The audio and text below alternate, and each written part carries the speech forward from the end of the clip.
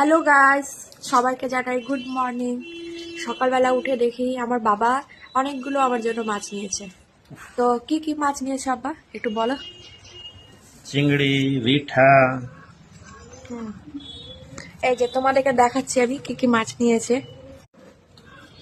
এই যে এটা কি মাছ? রিঠা। রিঠা। আমি রিঠা মাছ খেতে খুব ভালোবাসি। আর প্রায় বানানো হয়ে গেছে চিংড়ি মাছ। রিঠার সাইজটা একটু হাত দিয়ে দেখাও।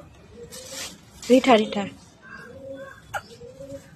একবার জিন্দা এমা সত্যি তো নড়ছে জিন্দা নাকি? আছে তো। আর এটা এটাও জিন্দা ছিল, হয়ে গেছে।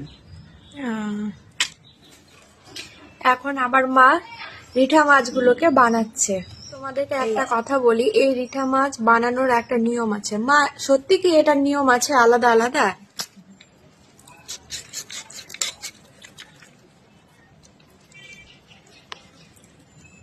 খুব কঠিন রিঠা মাছ বানানো, খুবই কঠিন, খুবই কঠিন।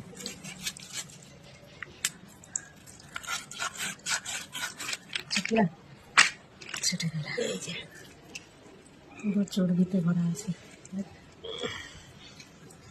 পুরো এই যে এইভাবে ছুটিয়ে দিতে হয়। এটা কিন্তু হাড় না, আমি রেখে দিলাম এভাবে ছুটিয়ে দিতে। এই যে এই যে একটা,